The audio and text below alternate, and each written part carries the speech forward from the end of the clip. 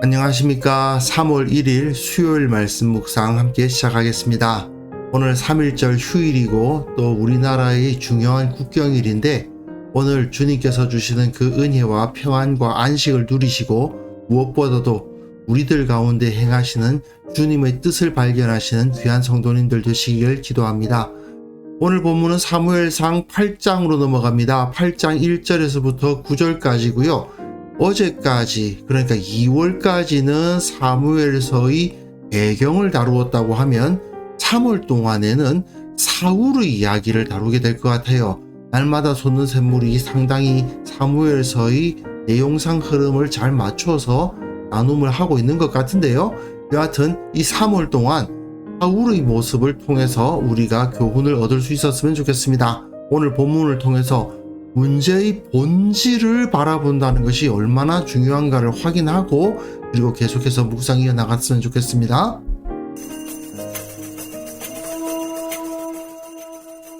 사무엘이 늙음에 그의 아들들을 이스라엘 사사로 삼으니 장자의 이름은 요엘이요 차자의 이름은 아비야라. 그들이 브엘세바에서 사사가 되니라. 그의 아들들이 자기 아버지의 행위를 따르지 아니하고 이익을 따라 뇌물을 받고 판결을 굽게 하니라. 이스라엘 모든 장로가 모여 라마에 있는 사무엘에게 나아가서 그에게 이르되 보소서, 당신은 늙고 당신의 아들들은 당신의 행위를 따르지 아니하니 모든 나라와 같이 우리에게 왕을 세워 우리를 다스리게 하소서. 우리에게 왕을 주어 우리를 다스리게 하라 했을 때 사무엘이 그것을 기뻐하지 아니하여 여호와께 기도하매 여호와께서 사무엘에게 이르시되 백성이 내게 한 말을 다 들으라. 이는 그들이 너를 버림이 아니요 나를 버려 자기들의 왕이 되지 못하게 함이니라. 내가 그들을 애굽에서 인도하여 낸 날부터 오늘까지 그들이 모든 행사로 나를 버리고 다른 신들을 섬김같이 내게도 그리하는도다. 그러므로 그들의 말을 듣되 너는 그들에게 엄히 경고하고 그들을 다스릴 왕의 제도를 가르치라. 이제 우리는 사무엘서의 두 번째 부분으로 들어갑니다. 8장부터 15장까지가 사울이 어떻게 택함을 받았고 어떻게 실패했는가 하는가를 보여주는 부분이에요. 그래서 이 8장부터 15장까지는 크게 세 부분으로 나눌 수 있는데 12장에 사무엘의 설교가 나옵니다.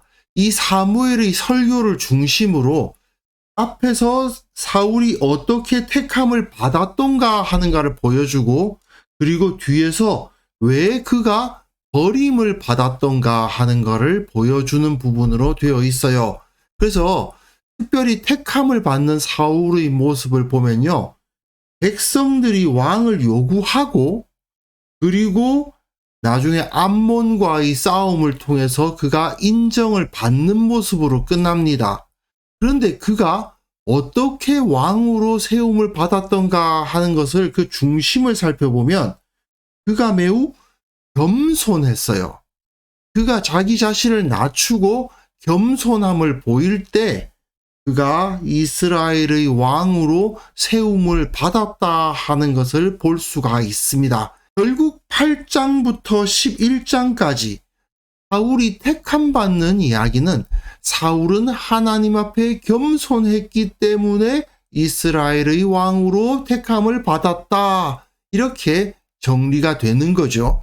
자, 본문 보시면요. 사무엘이 늙었습니다. 이제 이야기가 전환이 되죠. 사무엘이 이스라엘의 사사로서 어떻게 세워지게 되었는가를 설명한 7장까지의 내용이 끝나고 이제 새로운 시대가 열리는 겁니다. 그의 아들들이 이스라엘 사사가 되었습니다. 여기서 좀 묘한 부분이 생겼죠. 엘리와 똑같은 모습을 여기서 보여주는 겁니다. 엘리의 아들 홈니와 비느하스, 사무엘의 아들 요엘과 아비야가 있었는데 이들이 모두 자기 아버지의 행위를 따르지 아니하고 이익을 따라 뇌물을 받고 판결을 굽게 합니다. 엘리의 아들들은 제사장으로서 제사를 엉터리로 드렸는데 사무엘의 아들들은 사사로서 재판을 엉터리로 합니다. 즉 다스림을 엉터리로 했다는 것을 보여줘요. 여기서 이 세습의 문제가 나타나는데요. 엘리가 대제사장으로서 세워졌을 때 그 아들들이 그 일을 제대로 감당하지 못하고, 사무엘이 이스라엘 사사로 세워졌는데 그 아들들이 사사로서 역할을 감당하지 못하는 그림을 그려주죠. 그런데 좀 묘한 것은 사사기에서도 살펴보실 수 있겠습니다만은 사사의 지위는 세습되지 않거든요. 사사기에서 다른 사사들이 그 아들들에게 그 지위를 세습했다는 이야기도 없는데 사무엘의 아들들이 사사가 되었다라는 것이 조금 묘한 상황이 벌어지고 있는 겁니다. 분명 이것은 사무엘의 실수라고 할 수 있겠죠. 물론 사무엘은 이스라엘의 통치 체계를 왕정으로 변화시키면서 이 아들들을 사사의 자리에서 내려오게 하여 문제를 해결합니다마는 어쨌든 그 지위를 아들들에게 세습한다는 것이 상당히 문제가 있구나 하는 생각이 들게 합니다. 그런데 말입니다. 여기서 이 이스라엘 장로들이 하는 말을 보십시오.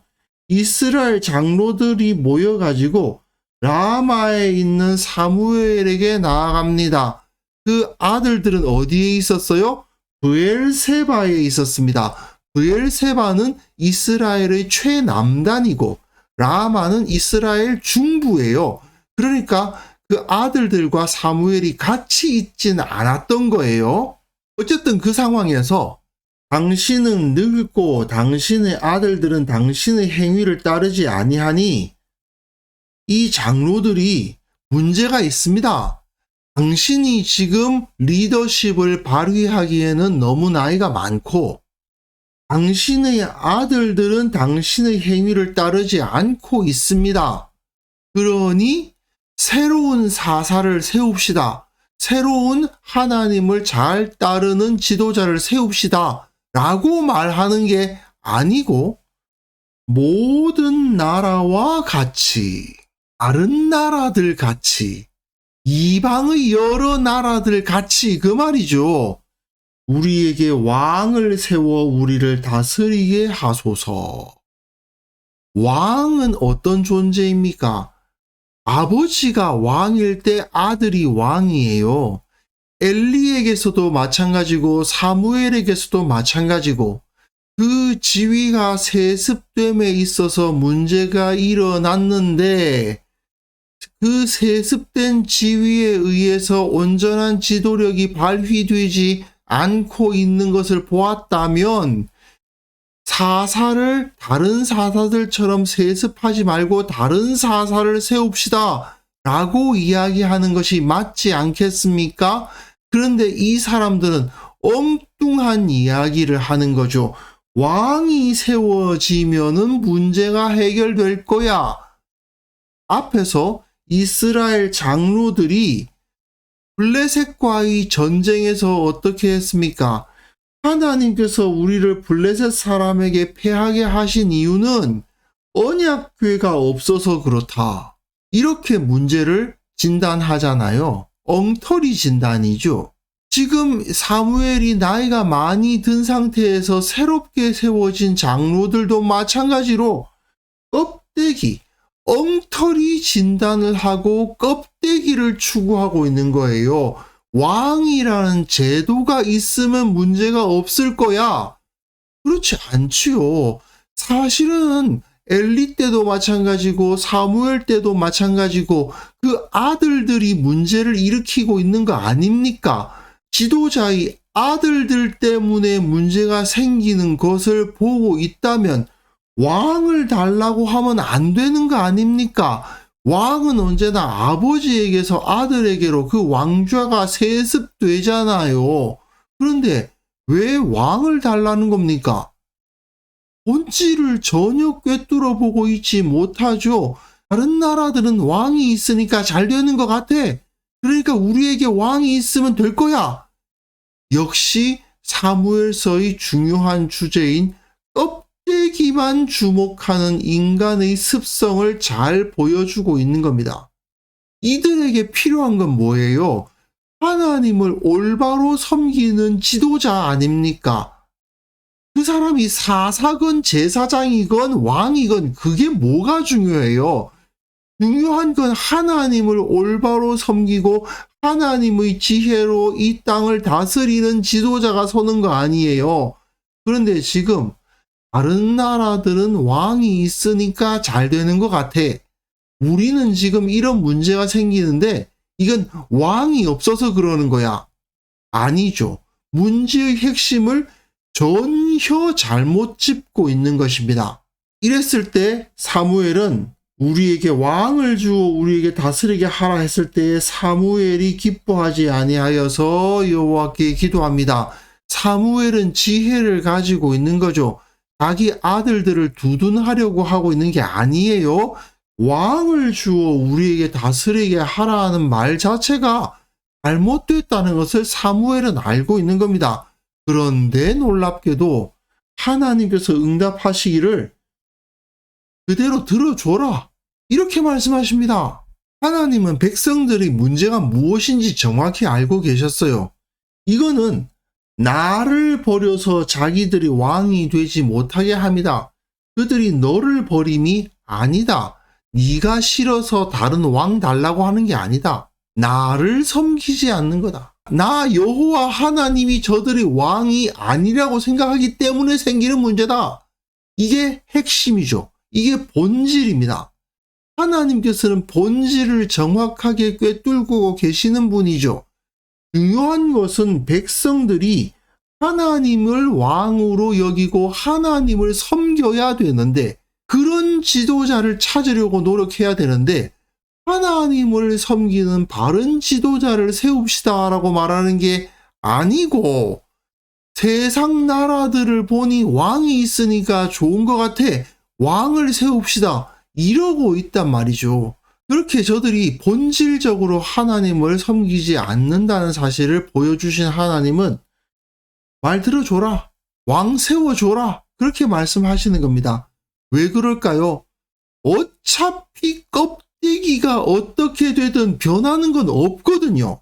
그가 왕이든 사사든 제사장이든 뭐 대통령이든 수상이든 그게 중요한 게 아니잖아요. 중요한 것은 그가 하나님을 올바르게 섬기고 하나님의 지혜로 백성들을 다스리는 거죠. 그런데 저들이 왕 달라고 하는데 껍데기가 바뀌는 게 뭐가 중요하겠니? 왕 만들어줘라.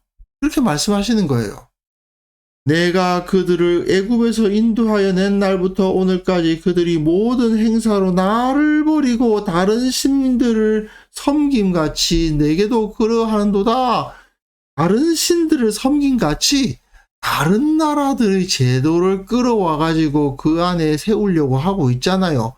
중요한 것은 하나님을 버리는 거다 이거죠. 이거는 정치 제도를 어떤 방식으로 바꾸든지 간에 변하지 않거든요. 본질은 그대로 있어요. 그러니 하나님께서 말씀하시는 겁니다. 말 들어줘. 다만 엄히 경고하고 그들을 다스릴 왕의 제도를 가르치라. 그래, 왕정국가가 되고 싶다 이거지. 그 왕정국가가 가지고 있는 문제는 이런 것이 있다는 거 잘 가르쳐주고 그래도 하겠다고 하면 그래 시켜줘라. 어차피 문제의 핵심, 본질과는 상관이 없으니까. 이처럼 문제의 핵심이 무엇인지 깨닫지 못하면 이스라엘 장로들처럼 엉뚱한 전혀 중요하지 않은 것에 붙들려 가지고 무가치한 것을 추구하다가 진정 가치 있는 것은 잃어버리고 더 큰 문제들을 만나게 되죠. 지금 내가 처해 있는 문제의 핵심이 무엇인지 파악하지 않고 자꾸 다른 사람 탓을 하거나 세상 탓하기도 하고 내가 돈이 없어서 그래. 이런 식의 답을 내놓고 그것만 해결되면 아무 문제 없을 거야. 이런 착각을 하는 경우가 있지 않습니까? 이렇게 되면요, 문제는 계속 무한 반복될 수밖에 없죠. 그리고 계속 고통의 쳇바퀴를 돌릴 수밖에 없는 겁니다. 우리가 왜 말씀을 묵상하고 늘 기도에 힘써야 합니까? 결국 하나님의 지혜를 얻고 주님께서 밝혀주시는 나의 모습을 깨닫고 그리고 내 주변의 상황을 깨닫고 하나님의 뜻이 어디에 있는지를 깨달아서 그것을 따라 살기 위함 아니겠습니까? 이 본질을 잃어버리고 우리 교회에 이런 거 좀 있었으면 좋겠어. 이런 행사를 좀 했으면 좋겠어. 우리 집에 좀 이렇게 장식을 하면 좋겠어. 우리가 이렇게 해서 돈을 조금만 더 모으면 뭐가 될 거야. 이런 어리석은 생각을 한다면 우리는 우리의 인생을 정말 무가치한 것에 허비하는 것이 되고 말 것입니다. 그래서 이 시간 함께 기도하실 때에 이제 3월이 시작되는데 그리고 학생들 같은 경우는 새 학기도 시작되지 않습니까? 이 새롭게 또 한 번 시작하는 이 계기가 되는 날에 무엇보다도 본질을 붙들고 말씀과 기도로 하나님의 뜻을 찾는 지혜를 허락하여 주옵소서. 하나님의 해안을 허락하여 주옵소서. 교회가 이 땅 가운데 참된 지혜자들로서 인정받게 하옵소서. 함께 기도하는 시간을 가졌으면 합니다.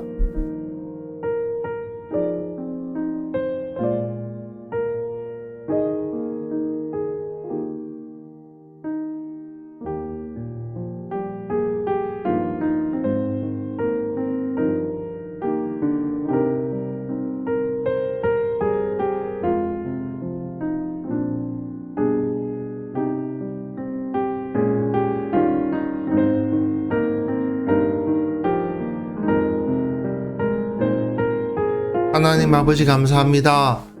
우리에게 말씀을 주시고 또한 기도할 수 있는 권세를 주셔서 주님의 뜻을 찾을 수 있게 하심을 감사합니다.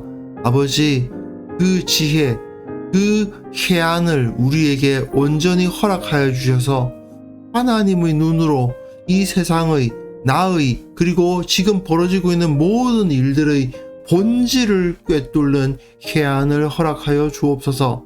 주님 원하옵기는 그리스도인들이 교회가 이 땅의 참된 지혜자들로서 인정받게 하시고 그 역할을 온전히 감당하게 하시며 이 세상 가운데 하나님의 뜻을 온전히 선포하는 역할을 감당할 수 있도록 도와주옵소서. 특별히 주님 3.1절을 맞이하여서 참으로 우리 신앙의 선배들은 이 세상에서 사람들을 움직이는 지도자의 역할을 감당했던 것을 기억합니다. 참으로 교회를 중심으로 만세운동이 벌어졌고 교회가 그리스도인들이 이 땅의 지도자들이었다는 사실을 기억하면서 우리가 언제부터 그 지위를 잃어가고 있는가를 다시금 돌이키며 주님 그 위치를 회복하게 하여 주옵소서. 그리스도인들이 말씀과 기도로 지혜로워져서 이 세상에 온전한 빛을 선포할 수 있는 그런 역사가 일어날 수 있도록 도와주옵소서.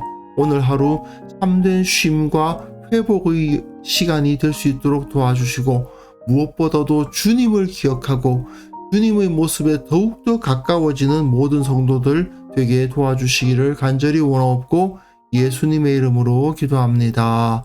아멘.